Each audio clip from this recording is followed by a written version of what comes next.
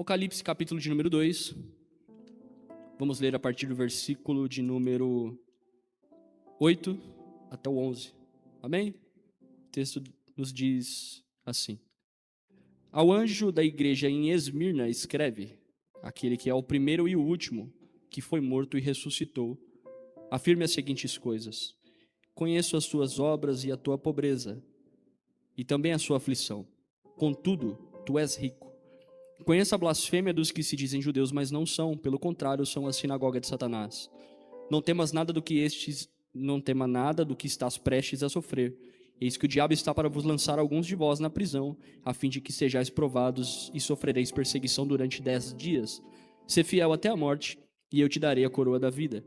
Aquele que tem ouvidos, ouça o que o Espírito diz às igrejas. O vencedor, de maneira alguma, sofrerá a punição da segunda morte. Amém? Mantenha a sua Bíblia aberta, por gentileza. Nós recorreremos a ela durante algumas vezes. E, como já foi dito aqui anteriormente, não me recordo por quem, vocês estão estudando sobre as cartas do Apocalipse. E hoje nos é incumbida a missão de ministrar sobre a segunda carta. Antes de tudo, eu não posso adentrar a carta propriamente dita, antes de situarmos-nos no contexto a qual ela foi escrita e submetida. Provavelmente, quem ministrou a primeira vez já situou vocês, mas eu gostaria de refrisar o motivo pelo qual quem escreveu, por quê, onde estava, para que assim você tenha uma compreensão melhor do que o livro de Apocalipse retrata. É bem visto que o autor do livro ele é descrito no capítulo de número 1, e sendo esse homem um discípulo de Jesus, a qual você já deve ter ouvido falar muito sobre ele. Inclusive, a última vez que preguei o Evangelho de João, capítulo de número 6, e me recordo muito bem. João, você sabe que foram dos discípulos, ou por que não dizer o discípulo mais próximo. Eu não vou dizer mais amado, porque seria uma presunção dizer isso. Afinal de contas, eu não posso saber mal o que passa na minha cabeça, mas dizer que Jesus amava mais a João do que os demais, eu corro um risco de cometer um erro. Mas é bem verdade que ele era o mais próximo. João é aquele que a Bíblia menciona que repousava a sua cabeça sobre o peito de Jesus e, por que não dizer que até em alguma das ocasiões adormeceu no peito de Jesus. Então, o mais interessante de perceber aqui é que João era alguém muito próximo de Cristo. E isso nos faz trazer à nossa memória de que ele escolhe quem era mais próximo para revelar algo mais difícil, mais duro e mais sólido para aquele quem ele mais amava ou quem era mais próximo. Talvez a visão que João tivesse de Cristo fosse uma visão até então repleta de amor, de paz, de perseverança. E embora o livro de Apocalipse nos traga a ideia de perseverança, é um livro de um teor um pouco mais duro, é um teor de um pouco mais preocupação. Eu me lembro de quando eu era criança, Rodolfo, que quando falava a palavra Apocalipse, eu já queria correr para debaixo do edredom, ficar no meu cantinho lá, de preferência perto dos meus pais, porque dava arrepio na coluna só de ouvir a palavra Apocalipse. E o livro é deveras assustador mesmo, principalmente para aqueles que não são salvos em Cristo. Porém, o motivo do qual Apocalipse é escrito, e Apocalipse traduzido literalmente seria o livro das revelações, aquelas coisas que aconteceriam a partir de então, nos traz a ideia de que é preocupante para aqueles que não são salvos, mas é uma injeção de ânimo e um fôlego a mais para aqueles que já estão salvos em Cristo, para que continuem, perseverem e alcancem o sinal da vida eterna. Então João ele escreve, e o texto vai dizer no capítulo 1, versículo 1, dizendo: revelação de Jesus Cristo que Deus lhe deu para mostrar aos seus servos as coisas que em breve devem acontecer e que ele, enviando por intermédio do seu anjo, notificou ao seu servo João. João, ele não se apresenta com nenhum título. Hoje é interessante perceber que se você não fizer menção do título de alguns, ele vira cara para você. Ele não mais quer vir à igreja. E tem alguns que já nem se contentam mais com o que a Bíblia descreve. Ele precisa ser mais do que o que a Bíblia fala. Não, me chamar de presbítero é uma ofensa. Pastor, eu não. Eu sou apóstolo, eu sou discípulo, eu sou arcanjo, eu sou, sei lá, daqui a pouco é vice-deus, semideus e assim por diante. Mas João, ele não faz nenhuma questão de escrever o seu livro mencionando o título a qual ele carregava. Embora já tivesse sido pastor de Éfeso, embora fosse sim um discípulo e alguém que seguia Jesus lado a lado. Então ele só diz a primeira coisa e o mais importante de tudo: eu sou servo. Isso é o mais importante. Mesmo sendo tão importante aos olhos humanos e tão próximo de Jesus, em nenhum momento ele tem a presunção de ousar dizer ser alguma coisa. Ele somente diz: pela misericórdia de Cristo, a que ele teve a mim, o seu servo teve a benevolência de enxergar as coisas e entregar uma mensagem para a igreja das coisas que acontecerão. Esse João está na ilha de Patmos sofrendo um cárcere, ele está prisioneiro. João ele tinha sido tacado em um tacho de óleo fervendo, e o império, como não conseguiu derrubá-lo, destruí-lo, matá-lo, então envia-o para uma ilha chamada Patmos. A ilha de Patmos era uma ilha onde alguns dos piores homens ficavam. Aqueles homens que não tinham mais a chance de recuperação. Ao invés de mandar para uma prisão perpétua, assim como nós conhecemos hoje, eles eram enviados para o exílio em Patmos, que era ali na atual região da Turquia ou da Grécia, entre aquelas duas regiões ali. Então João, no ápice, ou melhor dizendo, no fim da sua vida, e por que não dizer ápice, ele é levado para Patmos e ele é colocado preso lá. E quando ele está preso, era natural que qualquer pessoa pensasse: acabou. Tiago, final da vida, 90 anos, foi preso, jogado num exílio. Acabou. O que me chama a atenção é que nada disso faz sentido. Aos olhos humanos, João está entrelaçado com a morte. Foi jogado de escanteio, vai padecer e morrer. E no auge da sua dor, Jesus Cristo aparece para João. O que me já abre espaço para a primeira aplicação. Você pode estar no pior momento da sua vida aos seus olhos. Jesus não se importa com o que você acha sobre o momento em que você está. Quando ele decide se manifestar, seja em Patmos, seja prisioneiro, seja amordaçado, seja próximo à morte ou com problemas de saúde, ele abre os céus, aparece para o homem e diz: João, escreve o que vês, porque você precisa levar uma mensagem a alguém. E preste atenção nisso. Jesus não tem nenhuma intenção em falar com você, mesmo que seja no momento final da sua vida, para você guardar as 7 chaves, esconder debaixo do bolso do terno e ficar com a verdade para você. Não, Jesus fala: olha, perceba e escreve, porque alguém precisa ler. O chamado da vida de João, assim como o meu chamado e o seu chamado, é observar o que Deus diz para que possamos levar alguém que ainda não conhece essa verdade. Dito isto, João escreve, e fez bem. Afinal de contas, hoje, depois de 2000 e tantos anos, estamos comentando sobre isso. Só que a mensagem a qual ele escreve, eu preciso ser claro e franco aqui. Nós podemos sim fazer uma falha interpretativa no que Apocalipse quer dizer. Porque em primeiro lugar eu preciso, quando faço a exegese do texto, perguntar algumas coisas para ele. Uma dessas coisas é: para quem o texto fora escrito?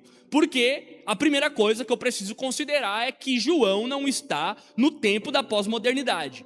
João está há 2000 anos atrás, numa região chamada Ásia, aonde um povo tem uma cultura, aonde ele tem um formato de aprendizado, aonde eles viveram segundo alguns parâmetros, muitos deles ainda eram judeus. Então, a primeira coisa que eu preciso entender é: por que João escreve, certo? Mas para quem ele escreve? Porque sabendo para quem ele escreve, eu consigo entender a veracidade do que o texto me propõe. Então eu preciso estar com essa pergunta feita na minha cabeça: para quem João escreve Apocalipse? Nós vamos descobrir. Mas antes, falando sobre a data, o local e o contexto histórico do Apocalipse, o destino do livro de João que escreve está em Patmos, são para 7 igrejas. 7, você é um estudante da escola bíblica dominical, você sabe que Deus gosta de trabalhar com numerologia, ele é perfeito nisso. Ele gosta de citar o 7, ele gosta de citar o 40, ele gosta de citar o 3, por incrível que pareça, Deus é tri e é uno, e ele é 3 em 1 e 1 em 3 e assim por diante. E ele manda escrever 7 cartas. São 7 porque 7 arremete ao número da perfeição. E eu não tenho espaço e nem tempo para discorrer sobre o que o número 7 significa, porém ele diz para escrever 7.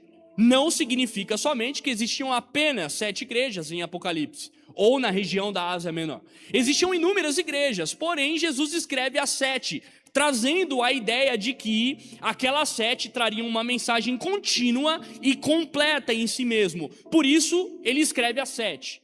As 7 anjos das 7 igrejas, sendo que a sequência dos anjos e das igrejas são Éfeso, Esmirna, Pérgamo, Tiatira, Sardes, Filadélfia e Laodiceia. Diga-se de passagem, tem um apreço muito grande pela passagem em que fala sobre Laodiceia. Porém, eu preciso entender como eu interpreto o Apocalipse. Eu ainda estou no campo da introdução. Primeiro, existe a interpretação histórica. O que isso quer dizer para mim? Que essas falas, essa escrita, foi feita de uma maneira literal. Como assim? Elas foram enviadas às 7 igrejas reais. As igrejas existiam. Isso aqui não é uma alegoria, tá? Eu preciso que você entenda. As igrejas existiam. Elas eram fisicamente construídas. Era uma comunidade de irmãos que se situavam naquelas cidades, as quais muitas delas hoje ainda existem. Laodiceia ainda existe. As cartas que Paulo escreveu, por exemplo, muitas daquelas cidades ainda existem. Colosso ainda existe. Roma, obviamente, não precisa se dizer, é a capital da Itália. Mas existiam cidades existentes, não é fictício. Ele escreve ao pastor, a Bíblia é bem clara em dizer, ele escreve ao anjo, não escreve à igreja, escreve ao anjo. E dentro do que os estudiosos estudam, a maior parte entra em um conluio de que escrever ao anjo é escrever ao pastor para que o pastor traga a mensagem aos membros. Significa autoridade espiritual. Então João ele escreve aos líderes espirituais de igrejas que existiam fisicamente, de um povo que estava ali fisicamente. Essa interpretação histórica vai nos dizer que essas igrejas enfrentavam circunstâncias concretas. Como assim, Eric? Assim como o caso de Esmirna, qual nós estamos estudando. A igreja passava por uma situação física real, e essa interpretação diz a respeito disso. Existe uma outra interpretação que eu diria que ela é a interpretação pastoral ou universal. O que o texto quer dizer basicamente é que essas visões sobre cada uma das igrejas, essas características únicas de cada uma delas, é um contexto geral, aonde toda a igreja de Jesus Cristo, desde aquela época até a eternidade, quando Jesus voltar, passarão por algumas daquelas características. Por exemplo, se a igreja de Esmirna era uma igreja que era pobre, isso significa que em algum momento a igreja de Cristo será pobre. Não literalmente, mas a expressão pobre diz que faltava-lhe aos seus olhos recursos. E essa é a visão que pode ser tratada como universal. E tem uma terceira visão, a qual não deixaria de citar, que é uma interpretação profética histórica. Como assim? Alguns estudiosos vão dizer que cada uma das igrejas citadas no Apocalipse equivalem a eras ou épocas da igreja, sendo que a primeira igreja em Éfeso, conforme foi mencionado pelo irmão, que eu não sei o nome, foi cantado, a Bíblia faz questão de dizer que ela viveu um tempo de ímpeto espiritual, mas que agora Cristo tinha algo contra ela. Por quê? Porque ela abandonou o primeiro amor, ou seja, ao passar do tempo a igreja vai decaindo na sua incisividade espiritual e ela cai em uma mornidão. Então Jesus desperta a igreja por intermédio de João dizendo, olha, vocês são muito bons, só que eu tenho algo contra vocês e eu gostaria de mencionar. Aos dias que se passam, vocês têm se esquecido do primeiro amor a qual vocês foram chamados.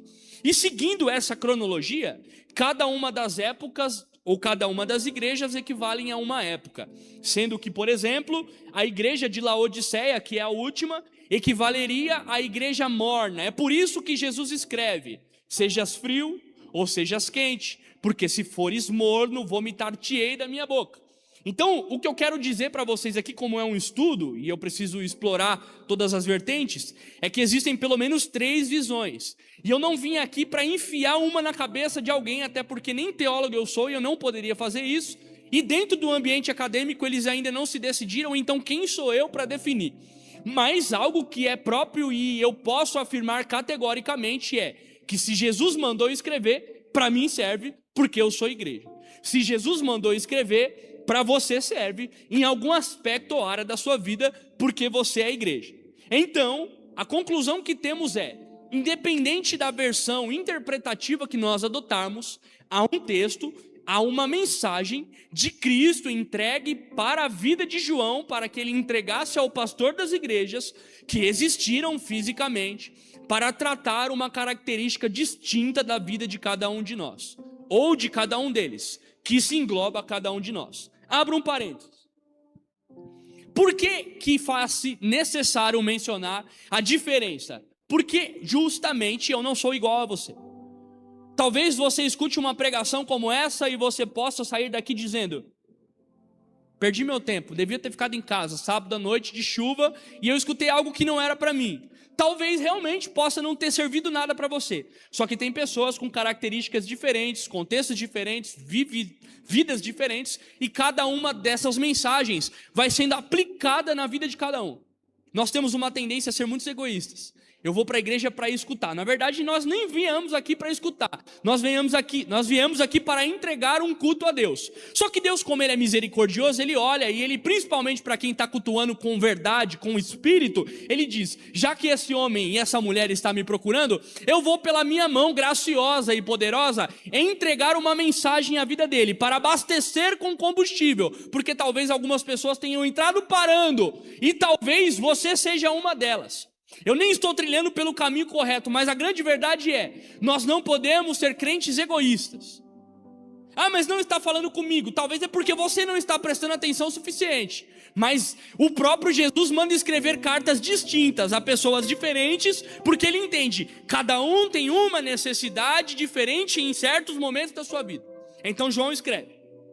Dito isso, essas interpretações, da semana passada vocês estudaram sobre a igreja de Éfeso.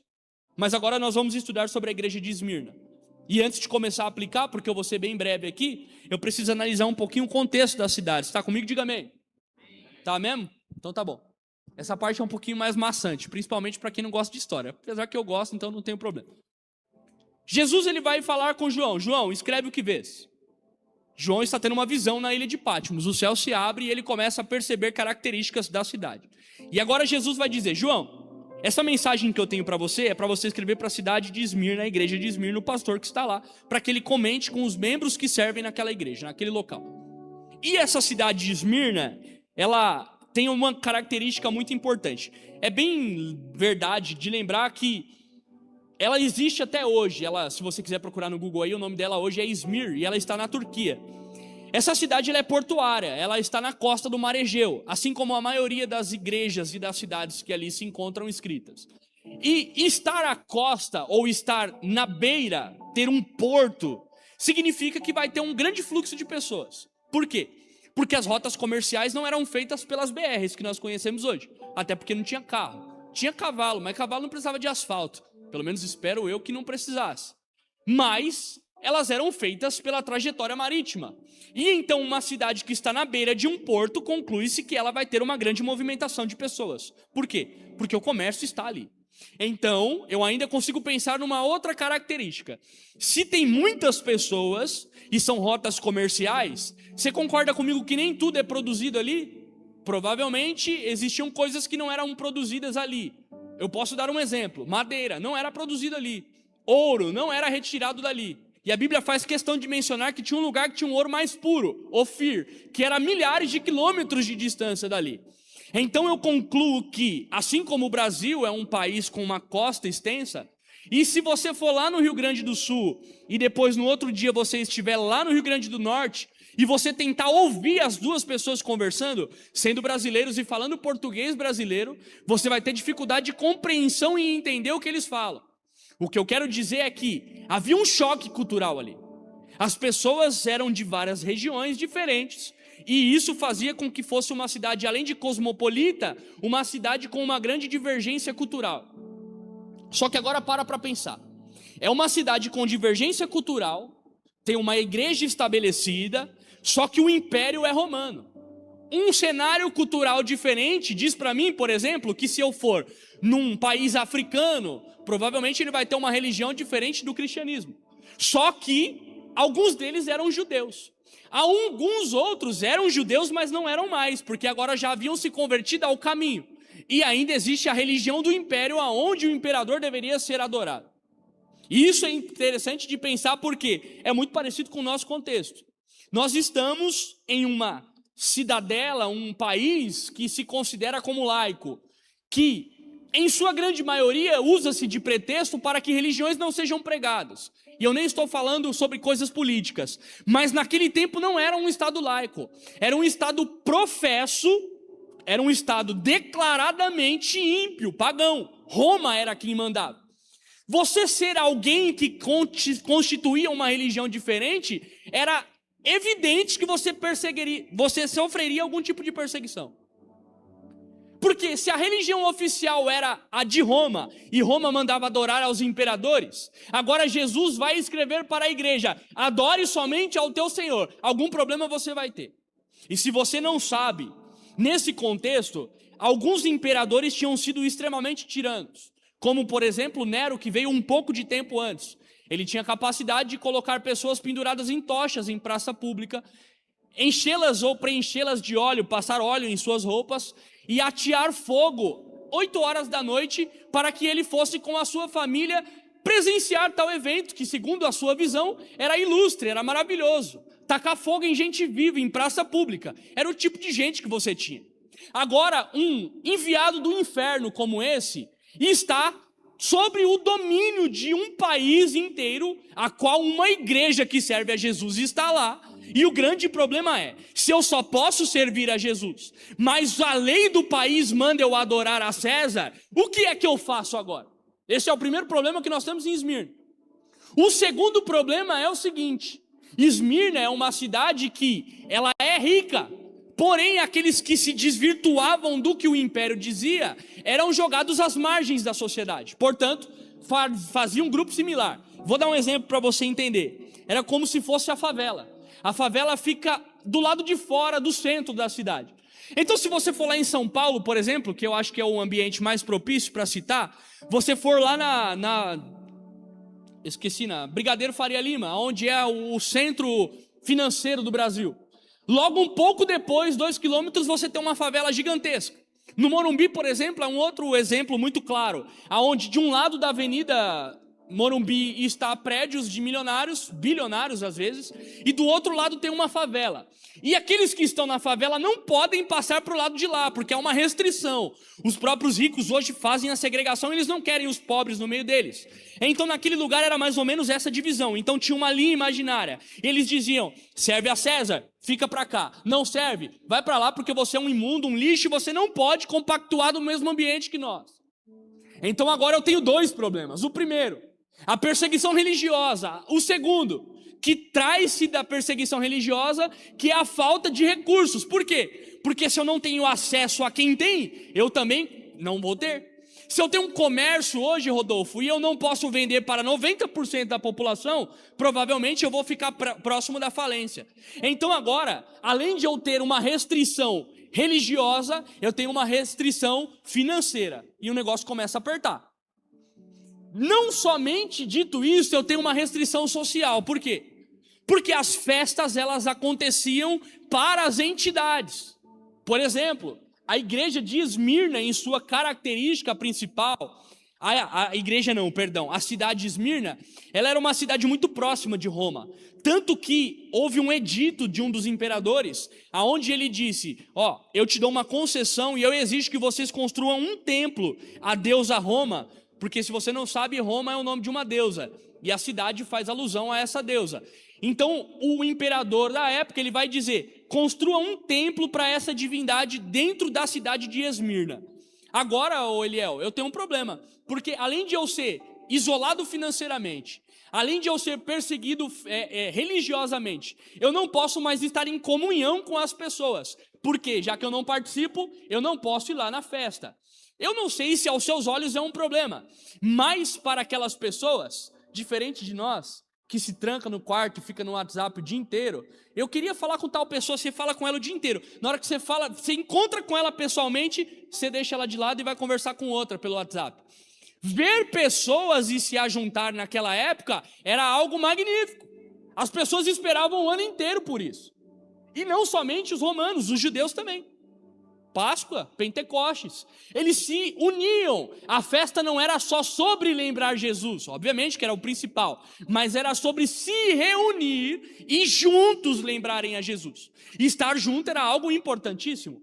Participar de refeições juntos era algo importantíssimo. Agora eu estou restrito, isolado, perseguido e apobrecido ou empobrecido, seja lá como você preferir.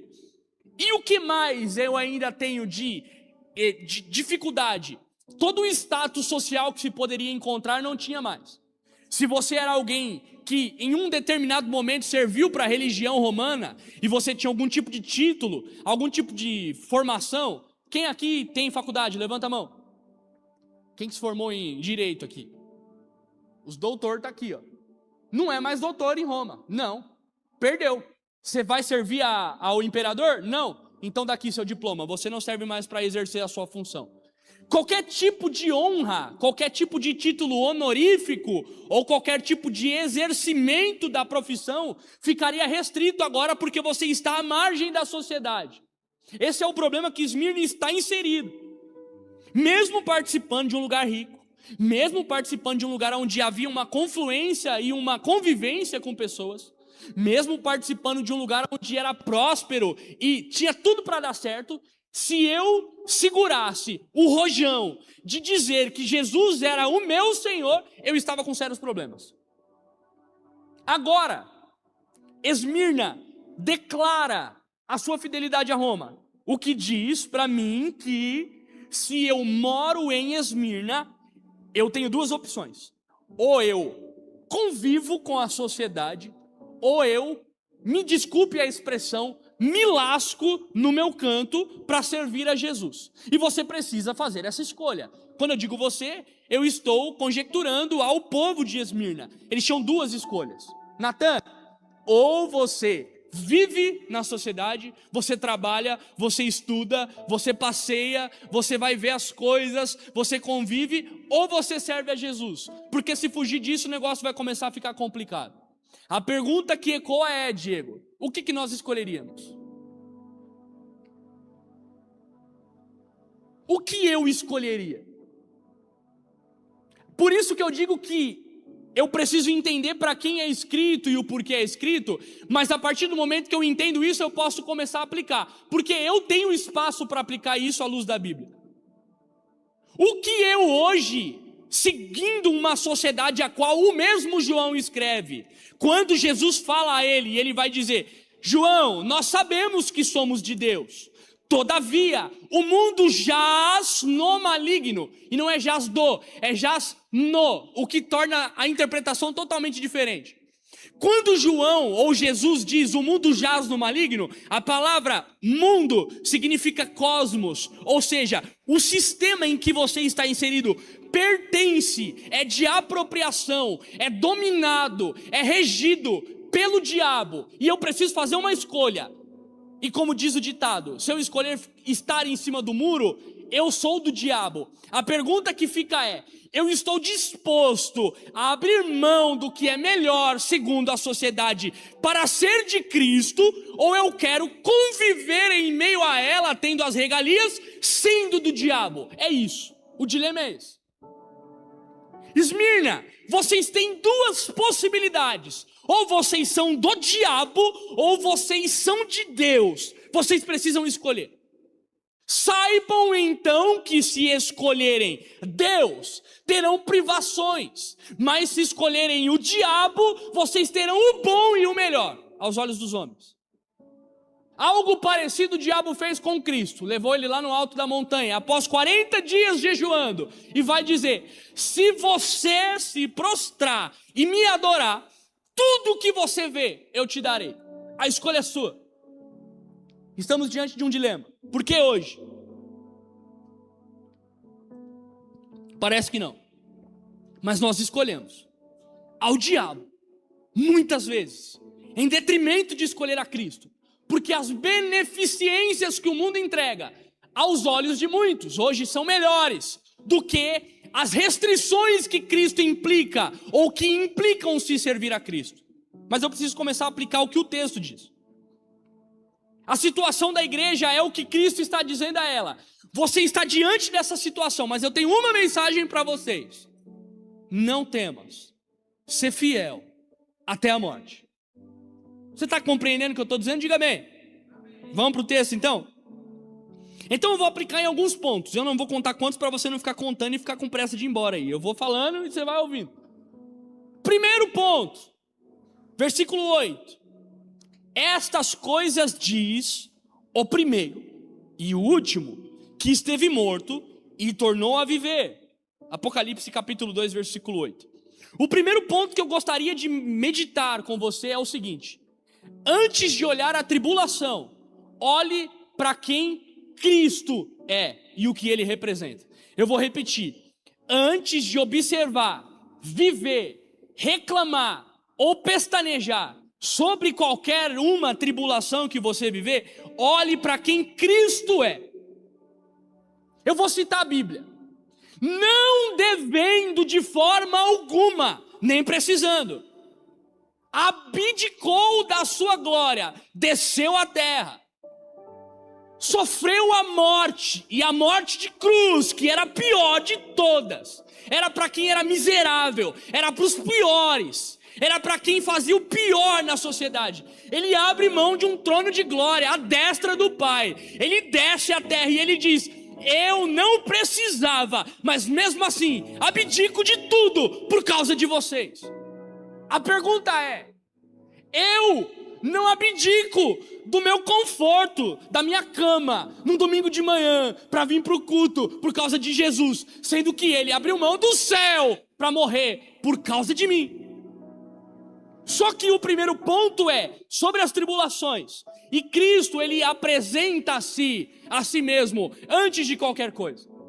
A primeira coisa que João vai falar não é sobre a tribulação. Ai, como as coisas estão difíceis. Ai, como o meu emprego é ruim. Ai, mas como é ruim ficar nessa ilha de Pátimo. Tá cheio de cobra, 40 graus, não tem água potável, não tem ar-condicionado. Eu tô com a roupa suja e não tem lugar para tomar banho. Apesar que tinha os rios lá, ele podia pular no marejão e tomar um banho lá. E se bem que tomar banho em água salgada não é muito bom. Porém, ele não decide reclamar, ele nem fala sobre nada. E Jesus, ele também não começa a citar. Ele poderia falar: verdade, hein, Rodolfo? Tadinho, coitadinho. Foi tanta prova essa semana, né? Foi tanta dificuldade. Teve que lidar com o problema dos jovens. E tem o fulano que dá trabalho. E tem a irmã que não sei o quê. Não, Jesus não faz isso. Jesus, ele manda João escrever. E olha o que interessante. Diga para eles primeiro quem que os escreve. E ele vai dizer: quem é que escreve então, Jesus? Quem é que fala, melhor dizendo? Essas coisas diz o primeiro. Eu vou falar sobre o primeiro. Cristo, como ele não começa falando sobre a pobreza, sobre o problema, sobre o sofrimento da igreja, ele começa mostrando quem que ele é. E ele começa dizendo que ele é o primeiro, porque Esmirna só poderia interpretar corretamente a tribulação depois de compreender a identidade de quem o fala. E ele vai dizer: eu sou o primeiro. Essa expressão não quer significar somente que Jesus existia e continuará existindo, não. É para que eles entendessem da seguinte forma: antes que vocês começassem a sofrer, eu já tinha vindo e sofrido primeiro. Eu já sabia que vocês sofreriam tais coisas. Eu já tinha um plano na sua vida antes que você imaginasse nascer. E aí tem um profeta que vai entender isso e ele vai escrever: antes que houvesse dia. E aí ele vai dizer, Isaías 43, versículo 13: eu sou. Antes, Davi vai dizer no Salmo 139, que eu fosse formado no ventre da minha mãe. Isso aqui para mim é coisa maravilhosíssima. Quando nem o meu pai ainda existia, o Senhor já tinha cada um dos meus dias anotado nas suas mãos. Isso aqui é maravilhoso de compreender. Porque mais importante do que qualquer tribulação que venha me assolar, eu preciso ter a certeza de que Jesus já está lá nela antes de ela chegar. E quando Jesus está com alguém em meio à tribulação, a grande verdade é: pode doer e vai doer, mas ele vai passar contigo. Por isso que ele diz: quando passares, o mesmo Isaías, ele não está dizendo: se você passar, eu vou estar contigo. Se acontecer, eu vou estar contigo. Ele vai dizer: quando, comando indefinido, mas vai. Quando significa vai, você pode até passar, mas antes de começar, eu já estou lá contigo, e eu vou continuar te acompanhando, e você vai passar por ela, vai doer, mas eu vou passar com você, porque em meio à sua dor eu vou te consolar. É por isso que ele se apresenta assim. O que ele está querendo dizer no final das contas é: eu sou o primeiro e o último. Ele está dizendo, quando começa, eu já estou. Mas pode ter certeza que quando terminar, eu vou ser o primeiro a declarar ao seu coração: eu te amo e por isso eu passei junto. Por mais que doeu, eu tenho acompanhado. E o que mais, Eric? Ele vai dizer: aquele que esteve morto e reviveu. Me chama a atenção por que ele falou isso. Porque era nítido para todos. Afinal de contas, a igreja só era serva de Jesus porque acreditava no testemunho da morte e ressurreição. Concorda comigo? Eles não seguiriam alguém que não tivesse feito tal milagre. Só que quando esse alguém vive tal milagre, ele decide seguir a Jesus. E por que Jesus faz questão de falar de novo que ele estava morto e reviveu? Era segredo ou era uma surpresa para alguém? Alguém aqui tem dúvida que Jesus Cristo morreu e ressuscitou? Se tiver e for crente, nós vamos orar, vamos pôr a mão na sua cabeça e expulsar. Ninguém tem dúvida. Eu sei, a pergunta é retórica. Agora, por qual causa Jesus faz questão de dizer: diz para eles que eu estava morto e revivi? Porque o que Jesus está querendo dizer aqui nas entrelinhas é: eu entendo muito bem a dor que vocês passam. Porque há pessoas que, quando nós estamos passando por momentos de dificuldade, elas até vêm. E eu vou parafrasear, encenando aqui: ô Rodolfo, conta comigo, tá bom? Pode contar comigo que eu tô com você. No dia que você me ligar de madrugada, eu vou olhar no celular e vou falar: 3 horas da manhã, rapaz, me respeita, e desligar e amanhã eu falo. Tô contigo nada, até certo ponto. O que Jesus está dizendo é: embora alguns olhem para você e digam: eu tô contigo, eu te conheço, eu te acompanho, eu te ajudo, Jesus está dizendo muito mais do que dizer para você: eu vivi na pele o sofrimento da vida até a morte, só que por ela eu passei, e agora, como estou ressurreto, eu tenho uma mensagem para te entregar. O mesmo Jesus que passou por tudo é o Jesus que estava com eles. Então isso dá uma segurança. Jesus passou por isso e Ele está comigo. Logo, presume-se que alguém pensaria: se eu tiver que passar pela dor até da morte, um dia eu vencerei e estarei junto com Ele. É por isso que Ele diz dessa forma. Agora, o segundo ponto: conheço. Abra aí a sua Bíblia, ou se você já está com ela aberta, leia. Repita: conheço. Nem para ensaio, tá bom? Repita: conheço. Mais forte: conheço. Conhece o quê? Isso aqui é um diagnóstico difícil, Rodolfo. Eu não queria estar na pele literal de alguém que ouve Jesus dizer: quando a irmã do coque levanta e vai para profetizar do seu lado, se você tiver alguma coisinha, se você tiver, rapaz, pensado em xingar alguém hoje, você já fala: meu Deus do céu, imagina se ela falar.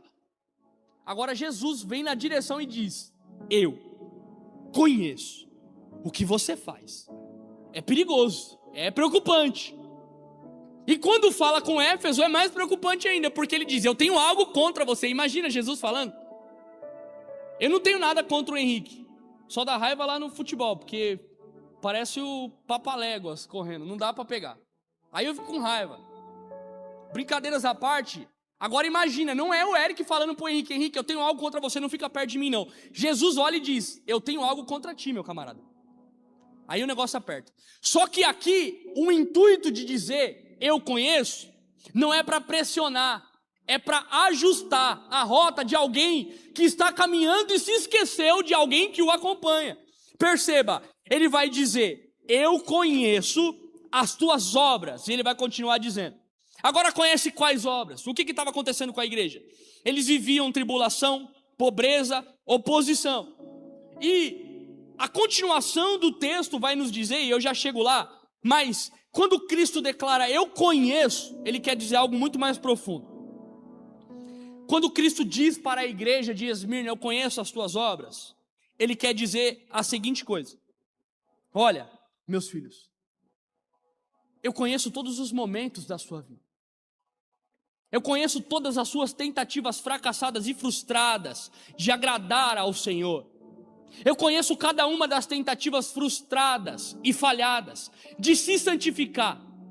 Eu também conheço quando você cai, quando você tropeça. Eu conheço o esforço que é empreendido. Eu conheço os momentos de fragilidade. E Jesus está falando com pessoas aqui. Eu conheço os momentos de trauma, as dores que você não conta para ninguém. Eu conheço as dores que você carrega desde, quem sabe, a sua meninice. Eu conheço quando você entra no seu chuveiro, você dobra os seus joelhos lá, porque você quer chorar em meio ao banho para que ninguém ouça. Jesus está dizendo para a igreja: eles não veem o seu sofrimento. Você está isolado deles, e talvez alguns até aqui assim, querendo se isolar do ambiente de culto, porque ninguém me entende, porque eu não posso compartilhar com ninguém. Talvez você não possa contar nem para o líder. Talvez você tenha vergonha de falar para alguém. Só que Jesus me traz lá na Vila Morangueira para dizer para pessoas aqui: eu conheço mais do que ninguém conhece. Mais do que conhecer, eu estive ao seu lado. E a mensagem aqui não é de alguém que conhece só por conhecer. Não é de alguém que conhece só porque é bonito falar. É alguém que está dizendo: eu sei e estou acompanhando você. Só que algumas pessoas dizem que você não vai conseguir. Algumas pessoas dizem que você não é capacitado. Era o que falavam sobre a igreja. Continuando o texto, perceba que mesmo conhecendo o que ninguém vê, o sofrimento não significa que Deus abandonou ninguém. Não, muito pelo contrário. Isso aqui eu preciso aplicar porque é importante. Talvez pessoas aqui já presenciaram ou até estão vivendo momentos de sofrimento e que talvez doa tanto que você olhe, pense, mesmo que dizendo para Deus: Deus, eu sou um miserável, eu não deveria estar pensando isso, mas será que por algum momento o Senhor me abandonou? Sofrimento não significa abandono. Sofrimento é uma escola, e essa escola, ela ensina demais. Eu me lembro que quando eu decidi me desviar dos caminhos do Senhor, no começo parecia tudo mil maravilhas, felicidade, alegria, e eu não vou contar o meu testemunho, só quero mencionar. Mas quando Cristo decidiu me chamar, Ele me chamou através do sofrimento. Eu me lembro que em uma noite, drogado até a tampa, fui viciado em cocaína. Eu orando, com 3 buchas de cocaína dentro do bolso, fora as que já estavam na cabeça. E eu dizia ao Senhor: Senhor, me recolhe definitivamente, porque eu não tenho prazer em viver. A minha vida é uma miséria. Eu sou depressivo, eu não aguento mais. Me mata. O ápice do meu sofrimento foi a barreira ou o mecanismo que me levou até Jesus. Não reclame dos momentos de sofrimento da sua vida, porque eles ensinam mais do que muitas coisas. Salomão, quando entende, ele vai dizer: melhor é ir à casa onde há luto do que à casa onde há festa, porque a tristeza aperfeiçoa o coração. Deus usa a dor, o desespero, a fadiga, o cansaço para despertar algo em nós. Só que nossa identidade, ela não é definida por esse sofrimento, perceba.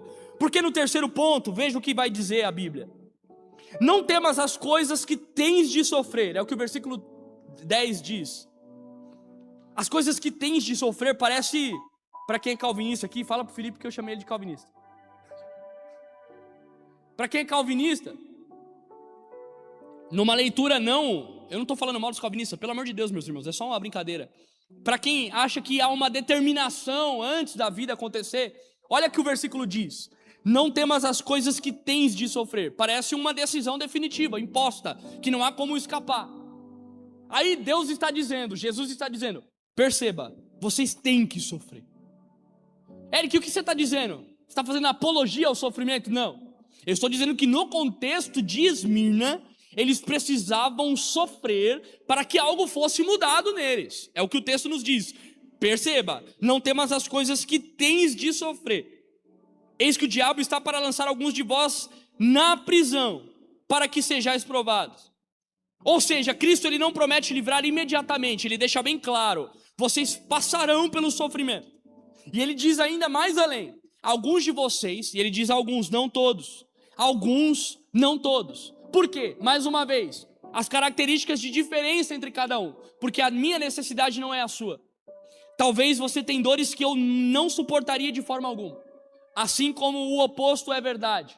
Mas perceba, alguns de vocês vão ser presos, alguns de vocês vão ser provados, alguns de vocês vão ser lançados no cárcere. Só que o que eu entendo aqui é que a provação ela vai revelar a qualidade da minha fé. Os homens mais magníficos da Bíblia, se eu posso usar essa expressão de uma forma bem sutil, passaram pelas provações mais difíceis. E há um hino na harpa cristã, eu não me recordo o número dele agora, mas ele vai dizer que os mais belos hinos e poesias foram escritos em tribulação. Daniel foi lançado na cova, e dentro da cova ele viu a manifestação do poder de Deus. Sadraque, Mesaque e Abednego foram lançados na fornalha de fogo, e dentro da fornalha eles viram o quarto homem. Dentro da fornalha eles viram o quarto homem. Não foi na beira da fornalha, foi lá dentro. Eu poderia dar inúmeros exemplos, mas eu acho que ninguém melhor para retratar isso do que Jó. Sofreu, comeu o pão que o diabo amassou com um rabo. O tinhoso amassou com um rabo o pão e ele comeu. E eu vou ainda aperfeiçoar a expressão. Ele regurgitou, vomitou e comeu de novo. Imagine a dor.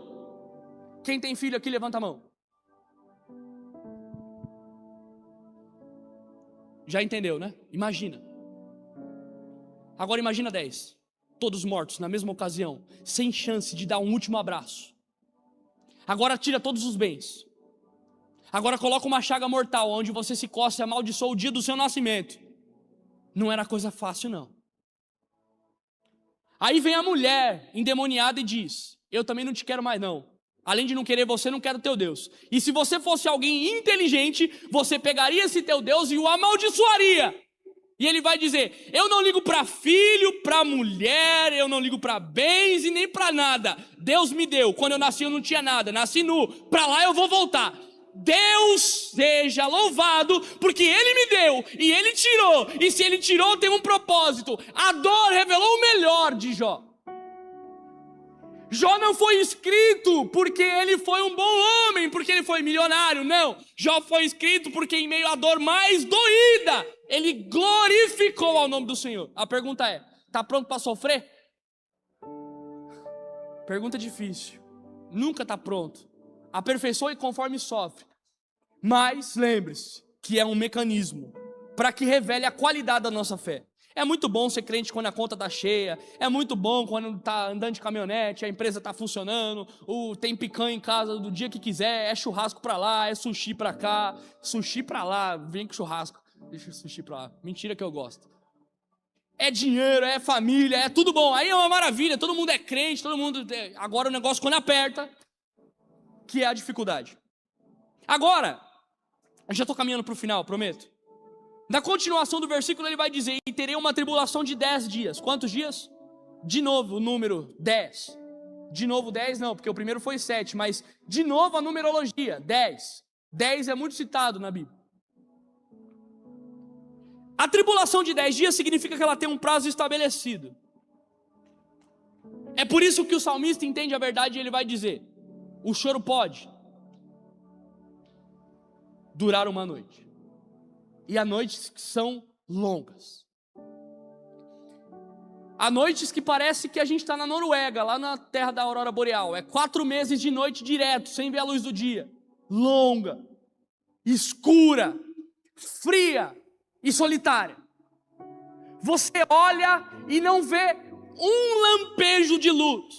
E aí o salmista, no auge da sua dor, ele vai dizer: pode até durar uma noite. Essa noite pode ser quase que eterna, mas tem uma verdade escrita nisso: não há dor nenhuma que seja eterna. E você perdeu a chance de dar um glória a Deus. Independente da dor que você esteja passando, ela vai passar. É impossível não acontecer isso. Na pior das hipóteses você morre, ou na melhor das hipóteses, depende do que você enxerga. Eu acho que é a melhor coisa que pode acontecer para o cristão. Embora ninguém queira morrer, né? Se falar para alguém aqui: quer morrer hoje? Não, eu não. Mas, mesmo que ela dure uma eternidade, uma hora, ela vai ter que passar. É por isso que Jesus faz questão de escrever: vocês vão passar por dores, alguns vão ser lançados na prisão, outros vão ser, sei lá o que vai acontecer. Só que é um tempo determinado, vai passar. Vocês precisam ter esperança. Vai doer, mas vai doer um pouco. Como dizia nossa mãe quando ralava o joelho: passa o mertiolate que vai arder só um pouquinho. Ardia, mas passava. E no final ficava melhor do que quando começou. O inimigo, ele não possui a liberdade absoluta de atacar você por o tempo que ele entender. Não, ele põe um prazo. Ele quem? Deus. Pode até tocar, como tocou em Jó. Mas na hora que eu me revelar, o sofrimento acaba. E isso vira testemunho. Só que a gente pede testemunho e não quer viver as dores que o testemunho causa. E não há problema nenhum nisso, porque somos humanos e ninguém quer sofrer. Só que você precisa sair daqui sabendo: a dor, ela não é eterna. Ela me ensina alguma coisa, ela vai acontecer em algum momento, mas Jesus está comigo em meio a ela. Aí na continuação do versículo ele vai dizer: você está entendendo, né, ô João? Você escreveu para eles? Escrevi, Jesus. Tá bom. Você escreveu para eles que eles vão sofrer? Escrevi. Você escreveu para eles que eu conheço os sofrimentos? Escrevi. E o que mais você escreveu? Que eles vão ser lançados na prisão. E o que mais? Eles vão ser provados. E eles vão sofrer perseguição durante 10 dias. Ou seja, tem um tempo determinado. Tá bom, João, até aqui tá muito bem, mas agora eu preciso de uma resposta deles. Eu primeiro ensinei e disse o que vai acontecer. Agora eu preciso de uma posição. Eric, que posição é essa? É o quinto ponto. Cristo chama a fidelidade e não ao sucesso, principalmente nesse contexto em que eles estavam inseridos. Porque Jesus vai dizer: vocês acham que vocês são pobres, mas na verdade vocês são ricos. Porque a visão que eles tinham é: eu não posso acessar a sociedade, eu estou excluído, eu estou às margens, eu não tenho possibilidade nenhuma de ascensão social, minha vida será fadada a comer o pão de cada dia, como a oração de um dos escritores: não me dê demais para que eu não me esqueça de ti, e não me dê pouco para que venha mendigar, me dê a porção costumeira. Era o que eles tinham, era um maná, era o de cada dia um leão, como você diz. Tem alguns dias que tem a savana inteira, mas todo dia tem um, pelo menos. Alguns estão mais magrinho, outros vêm mais encorpadinho, mas tem um leão todo dia. Agora ele vai dizer assim: o leão vai vir, é fato, mas eu preciso de um posicionamento. Qual que é esse posicionamento, Eric? Ser fiel. Esse é o problema. O que era ser fiel? Era enfrentar a dificuldade de pôr a mão no bolso e não ter o dinheiro da mistura, mas continuar sendo fiel. Era a dificuldade de olhar para fora e ver vários soldados e eles dizerem: eu vou entrar na tua casa e vou matar você, camarada, porque você não vai adorar ao imperador. E ele dizer: sou fiel. Era como um Estevão que está sendo apedrejado, ajoelha e diz: eu estou sofrendo a morte, mas os céus estão abertos e eu estou vendo a Jesus.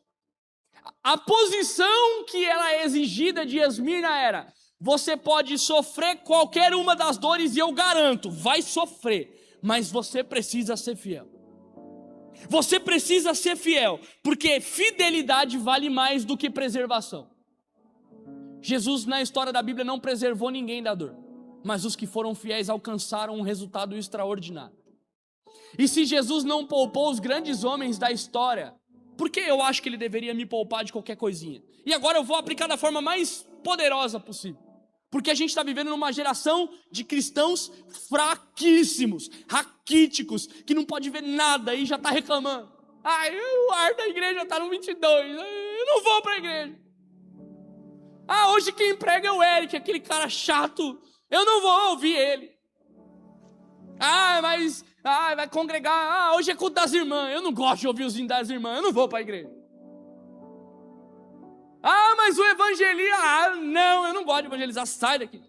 Tudo é motivo para abrir mão, tudo é motivo para deixar de lado, tudo é motivo para abdicar do que Jesus chamou. Como se o Esaú e o Jacó, o prato de lentilha: eu estou com fome hoje, eu quero que se lasque essa primogenitura, me dá essa comida aqui.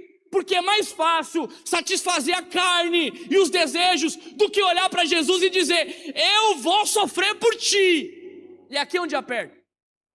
Igreja primitiva, até a morte, decapitação, crucificação, fogueira, malefícios, tacho de óleo fervendo, e eles estavam lá. E o hino vai dizer: quanto mais a fogueira queimava, mais se ouvia o louvor. Hoje, quanto mais o fogo acende, mais gente reclama. Um briga com o outro, é cheio de fofoca, cheio de mimimi, cheio de frescura. E Jesus está dizendo: vai ser fiel ou vai ser esse Nutelinha que só vive reclamando? A fala para Esmirna é essa: vocês têm todos os motivos do mundo para desistir, mas eu preciso que vocês sejam fiéis. Para quê? Porque nenhuma vantagem mundana pode se comparar à fidelidade de Cristo, revelada no que isso ainda irá acontecer. Agora eu volto.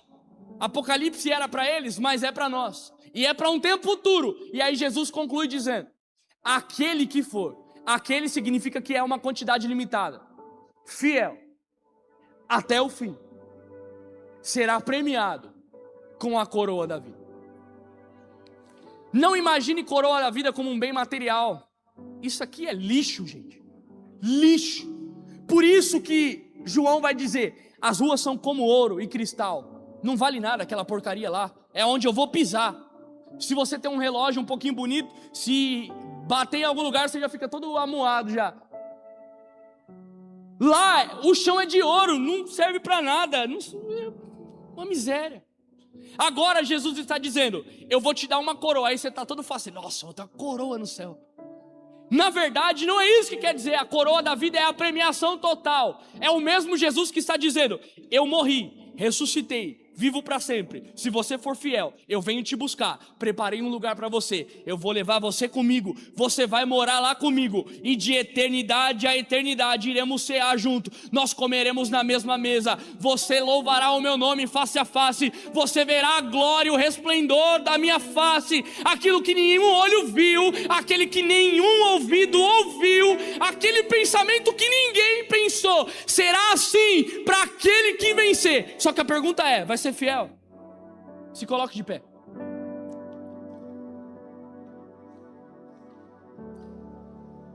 A recompensa de Cristo é maior do que qualquer perda.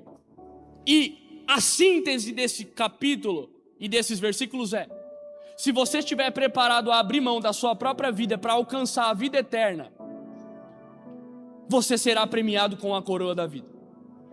Pode doer, pode sofrer, pode machucar durante muitos anos. Pode ser uma vida que aos olhos dos homens seja a pior. Você pode ser considerado como o mais pobre, o mais feio, o mais gordo, o mais magro, o mais estranho. Nada disso importa, porque Jesus tem uma vida eterna reservada para cada um de nós. Só que o convite dele é: ser fiel. Ser fiel. Eu gostaria de orar com você, porque meu tempo já até encerrou. E nessa oração, eu gostaria que você meditasse e orasse a Deus dizendo: Senhor, me ajuda a ser fiel. Me ajuda a resistir. Pode fechar seus olhos, começa a orar. Me ajuda a parar de ser um crente resmungão que vive reclamando da vida. O trabalho não está bom. Eu não ganho o suficiente. Minha roupa não presta. Minha igreja está ruim. Meus jovens não sei o quê. Senhor, me ajuda a ser um cristão que está feliz só pelo fato do Senhor ter resgatado e redimido a minha vida. Senhor, me dá força para ser fiel, enquanto a sociedade está caminhando a passos largos à destruição, aonde os valores estão totalmente invertidos, e as pessoas estão dizendo: viva para cumprir a sua própria vontade, viva para cumprir a sua própria vocação, vai ganhar muito dinheiro, se relaciona com todo mundo, você é jovem, vai viver. Não, Senhor, nós declaramos: nós queremos ser fiéis ao seu nome. Nós queremos ser fiéis ao teu chamado, ao teu amor revelado naquela cruz. Senhor, nos ajuda, porque sem a tua ajuda nós não conseguimos. Sem o teu Espírito a ministrar ao nosso coração, nós não podemos. Nós somos realmente fracos, miseráveis, pobres, nus, mas com a tua presença nós podemos continuar. E o nosso pedido é: Pai, paira em nossas mentes mais uma porção da Tua presença, renova as nossas forças, para que consigamos ir até o último dia fiéis ao Teu nome. Não porque somos bons, mas porque queremos e declaramos: Senhor, por mais que percamos tudo, o Teu nome é mais importante, o Teu amor é mais importante, a Tua presença é mais desejada do que o ouro, do que a prata, do que os bens, do que a fama, do que o sucesso. Pai, o meu pedido é: ser com Teus filhos, os ajude, os guie, os capacite e os instrua, em nome de Jesus. Amém. Amém, amém. Quem aqui é grato pela palavra que o Senhor ministrou aos nossos corações através do Eric? Eric, Deus abençoe a sua vida. Você é bênção. Sabe que a gente tem uma grande dívida contigo. Gente, alguns recados antes de a gente terminar aqui. A gente, na semana da EBM, que é daqui a 2 semanas, a gente vai estar fazendo a feijoada. Então, aquele que pegou carnê, se esforça, tenha bom ânimo e se esforce para vender, para a gente arrecadar fundos, para a gente estar fazendo o congresso que será em setembro. Ontem foi anunciado, a gente vai fazer uma ação social no próximo sábado, doação de sangue. O Felipe sempre disse que doação de sangue é uma coisa que você faz que, não tem como o outro retribuir. É galardão garantido lá no céu, porque você faz. Quem vai receber o sangue não sabe que recebeu o seu sangue, então não tem como ele retribuir para você. Então é um galardão que não tem como ser tirado de você. E será feito lá no Hemocentro, lá do lado do HU, na Avenida Mandacaru, tá? E a gente vai estar fazendo os encartes, vai estar passando nas redes sociais aí, vai estar divulgando com mais precisão. Não esquecendo que amanhã, não se deixe dormir até tarde, acorde, venha para a EBD, aqui que você vai aprender um pouco mais da palavra de Deus. À noite, culto de Santa Ceia, faça-se presente. E terça-feira, nessa próxima terça-feira, será um culto de ação de graças pelo aniversário do nosso pastor presidente e também do pastor Antônio e da irmã Iolete, a partir, se me falha a memória, a partir das 19h30. Então, se você trabalha aqui no centro, já vem direto. Se você trabalha um pouco longe, dá tempo para chegar. Amém? Então, esses são os recados. Mais alguma coisa que eu venho esquecer? Agradecer às pessoas que têm nos visitado hoje. Rapaz ali, tem outro ali também. Deus abençoe a sua vida. Seja muito bem-vindo. Vocês são convidados, são convocados a estar aqui outras vezes. Fique à vontade. Acompanhe a gente lá na rede social, Juventude ADC, @JuventudeADC lá no Instagram. A gente está sempre postando lá algumas coisas. Para finalizar, coloca aí para mim, fazendo favor, no telão. 1 Coríntios 13, último versículo.